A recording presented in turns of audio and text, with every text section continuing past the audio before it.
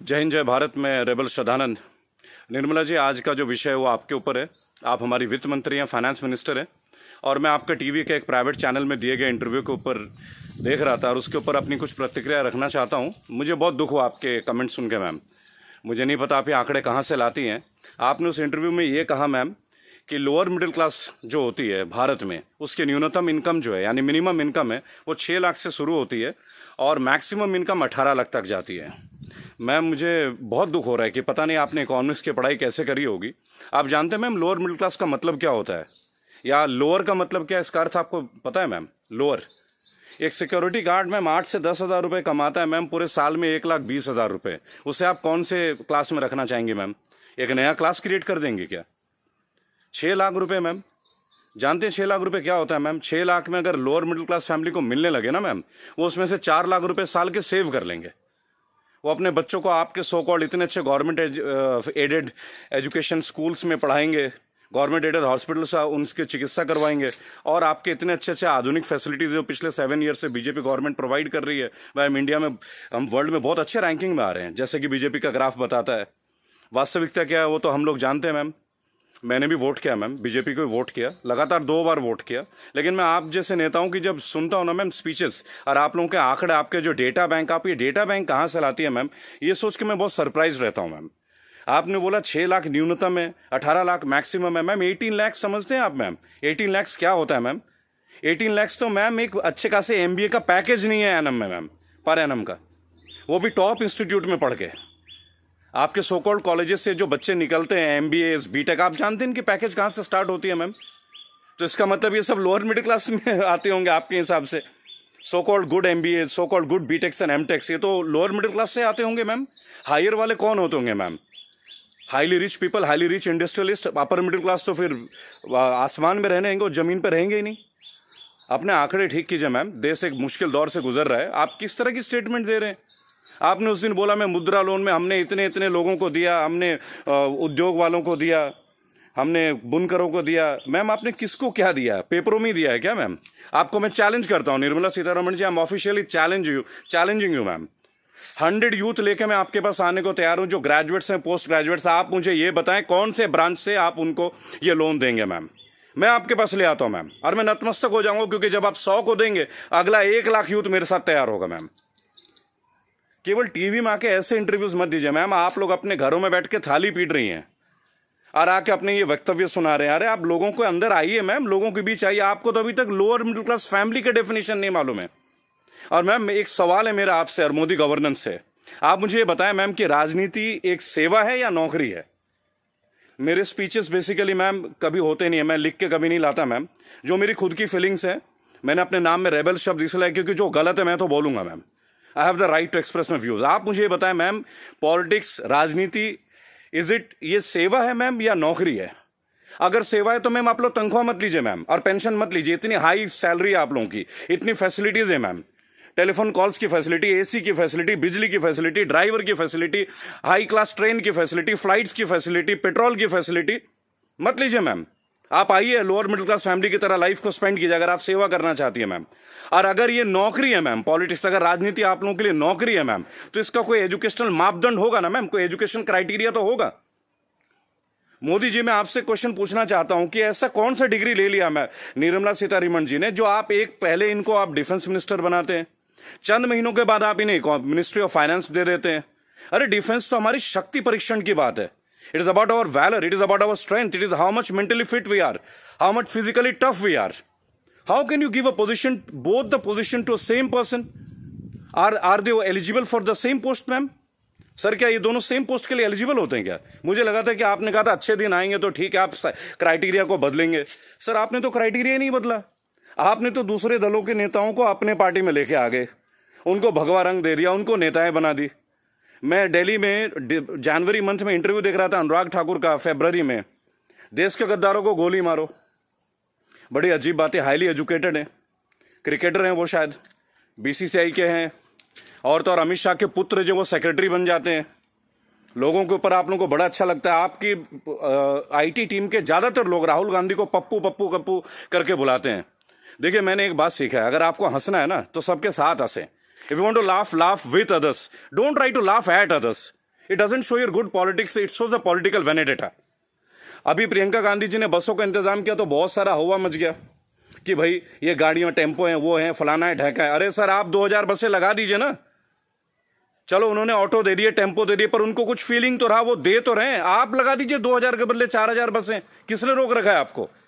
उन्होंने तो ये तक कह दिया कि भाई हमारे बसों में आप बीजेपी का झंडा भी लगवा लें। गलत कर दिया क्या सर? उसमें भी आप लोग शोर मचाना लग जा रहा है। ऐसा लगता है जैसे you are always ready to fight instead of getting it worked. अच्छा देखिए, मैंने नितिन गडकरी का भाषण सुना टीवी में, ये लास्ट वीक की बात है सर। उन्होंने कहा स्वदेशी अपनाओ। चलिए सर, अपना लेते हैं, पर मुझे ये बताएं, मेक इन इंडिया और मेड बाय इंडिया, इन दोनों का डिफरेंस आपके मिनिस्ट्री का कोई एक मिनिस्टर मुझे दे सकता है क्या? मेक इन इंडिया है क्या सर? आप जमीन देते हैं सैमसंग को, जमीन देते हैं ओप्पो को, वीवो को, चाइनीज कंपनी को, साउथ कोरियन कंपनीज को, वो आके अपना प्लांट लगाते हैं, इंडियंस को हायर करते हैं, और उसके बाद प्रॉफिट जो है वो उनके अकाउंट में जाता है, सैलरीज आता है इंडियंस के अकाउंट में। तो मुझे ये बता दें कौन सा मेक इन इंडिया है सर? आप मेड इन इंडिया कीजिए ना, आप अपने इंडस्ट्रीज लगाइए, आपको पैसा रेवेन्यू अपने पास रोकिए। अगर इतना दम होता ना सर हमारे मैकेनिज्म में, आपको चैलेंज कर रहा हूं, आप मैकडोनल्ड्स की तरह एक आउटलेट बना लेते सर। 25 रुपए का बर्गर बेचने वाला भी लाखों करोड़ों रुपए डॉलर्स में कन्वर्ट करके इंडिया से लेके जा रहा है।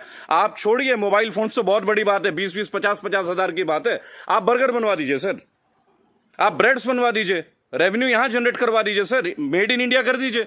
What is make in India sir? आप कहते हो स्वदेशी अपना, फॉरेन की कंपनी को आप जमीन अलॉट कर रहे हो, राइट? और आप कहते हो चाइना का बहिष्कार कर दो। आप मुझे बता दें बीजेपी के कौन से नेता के पास इंडिया वालों का फोन है सर? और बीजेपी छोड़िए, किसी भी पार्टी, मैं यहां किसी और पार्टी का माउथ पीस नहीं हूं सर, क्योंकि मुझे देखा गया है, मैं देखता हूं ये चीज। अगर मैं आपके पॉलिटिकल किसी फेलियर के बारे में बात करूं तो लोग तुरंत बोलेंगे भाई ये तो कांग्रेस का आदमी है। It's very cheap sir, it sounds very cheap. ठीक है सर, आपसे पहले हमने कांग्रेस को भी वोट दिया, क्या गलत किया सर? गलत क्या किया भाई? जो मेजोरिटी में आएगा उसको तो वोट देंगे ना। मुझे ऐसा लगता है कि आप ऑपोजिशन को भी नहीं टिकने देते हैं। भाई एक सोशल सिस्टम है, गवर्नेंस के एक सिस्टम है सर। आप अच्छा गवर्नेंस करेंगे पर एक मजबूत ऑपोजिशन, आप तो ऑपोजिशन को ही परचेज कर ले रहे हैं आप लोग। ज्योतिरादित्य सिंधिया को आपने परचेज कर लिया सर, बुरा लगेगा सर सुनने में। ऐसी क्या घुट्टी दे दी सर? एक झटके में एमपी की गवर्नमेंट जो है वो कोलैप्स कर जाती है, वो भी उस दौर में जब कोविड-19 का दौर रहता है। तब आप लोगों को कोविड-19 का अवेयरनेस नहीं होती, तब आपको नहीं लगता कि लोगों के बीच आपको जाना चाहिए। अहमदाबाद में लाखों लोगों की भीड़ आपने कर दिया, नमस्ते ट्रंप कर दिया सर। क्या ये पॉलिटिकल फेलियर नहीं है? आज आप बता रहे अचानक से आपने 25 तारीख को लॉकडाउन कर दिया और 1 महीना तक आप नमस्ते ट्रंप की तैयारियां करवाते रहे sir. What is this sir? झूठी शान का हमें क्या करना है सर? आज सबसे पहले आप अपने नेताओं को बोलें कि वो कुछ भी बोले ना टीवी में, हेल्प तो आप करना नहीं। मेरी बात सुने सर, सब आत्मनिर्भर है। मजदूर कौन सा मर्सिडीज में घूम रहा है सर? उनके पैर में फफोले गिर रहे हैं। मैंने देखा निर्मला जी ने एक स्टेटमेंट दी, एक लेडीज बेचारी सूटकेस में, उसका बच्चा सूटकेस में बैठा हुआ घसीट के ले जा रही है, तो वो जवाब देती है कि राहुल गांधी को वहां नहीं बैठना चाहिए, राहुल गांधी को वहां जाना चाहिए। अरे राहुल गांधी को जो करना चाहिए वो छोड़िए, आपको क्या करना चाहिए? गवर्नेंस आपकी है, सेंट्रल में आप हैं, पिछले 7 साल से आप लोग हैं सर। हमेशा क्या स्टेट को ही फेल करते रहोगे क्या, या हमेशा ऑपोजिशन को गालियां देते रहेंगे आप लोग? सर मोदी जी चाय वाला पीएम बन सकता है, सुना था, देख भी लिया सर, बराबर। बाकी चाय वालों का क्या सर? बाकी लोगों का क्या सर? प्रवासी मजदूर छोड़िए, प्रवासी क्या होता है सर? सब भारतीय मजदूरी तो है। हर पूरा देश तो वैसे भी मजदूरी कर रहा है सर, पूरा देश मजदूरी कर रहा है। आप जितना ग्रोथ दिखा दो सर, ग्रोथ क्या है वो तो लोगों के जेब में आके देखो ना, लोगों के घर में आके देखो, बैंक अकाउंट में आके देखो कि पैसे हैं किन के पास और किन के पास नहीं है। मैं एक रिक्वेस्ट करूंगा सर आपको, आप अपने मिनिस्टर्स को काइंडली एक इंस्ट्रक्शन दें कि वो कुछ भी वक्तव्य दें। बहुत बुरा दौर है सर, इस बुरे दौर में कम से कम स्टेटमेंट्स अच्छे दें। कुछ अच्छा कर ना सके तो अच्छा बोल ही लें, लोग तो अपना कर ही लेंगे ना सर।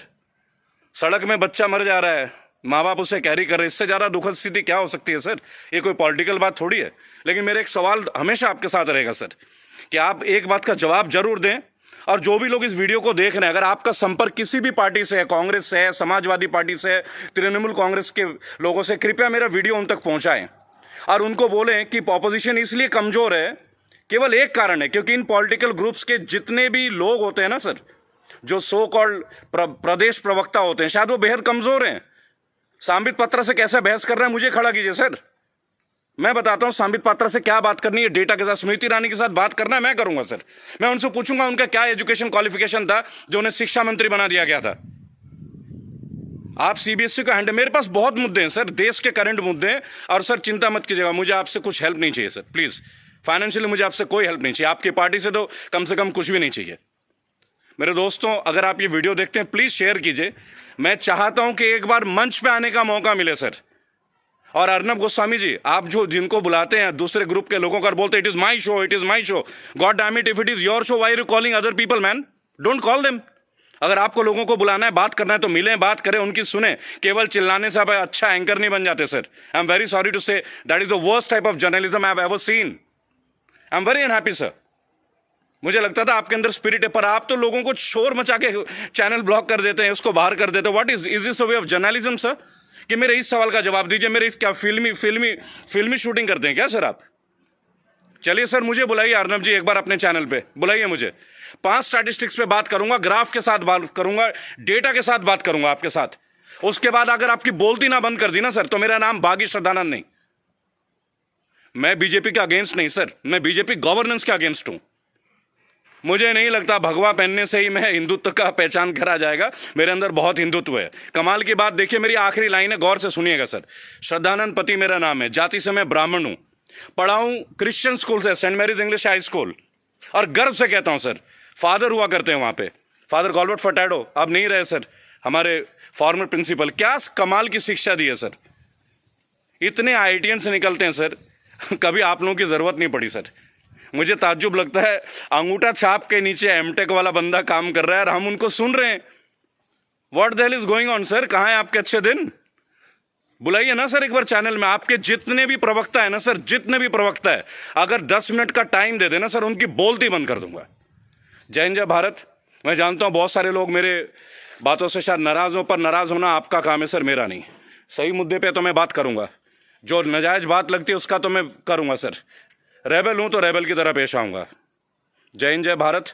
अगला मुद्दा 2 या 3 दिन के अंदर स्टैट्स के साथ आऊंगा सर। और मेरे दोस्तों, मैं दोबारा एक रिक्वेस्ट करता हूं, काइंडली अगर आप लोगों के पास कोई कॉन्टैक्ट है, मेरा वीडियो तमाम पॉलिटिकल ग्रुप्स के पास भेजें, एक मंच पे आने का मौका दें। इन्हें बताऊंगा सर, इन्हें बताऊंगा इन्होंने झारखंड के लिए क्या किया है, इन्होंने बंगाल के लिए क्या किया है, इन्होंने केरल के लिए क्या क्या, अरे उत्तर प्रदेश के लिए क्या क्या, वो भी बता दूंगा।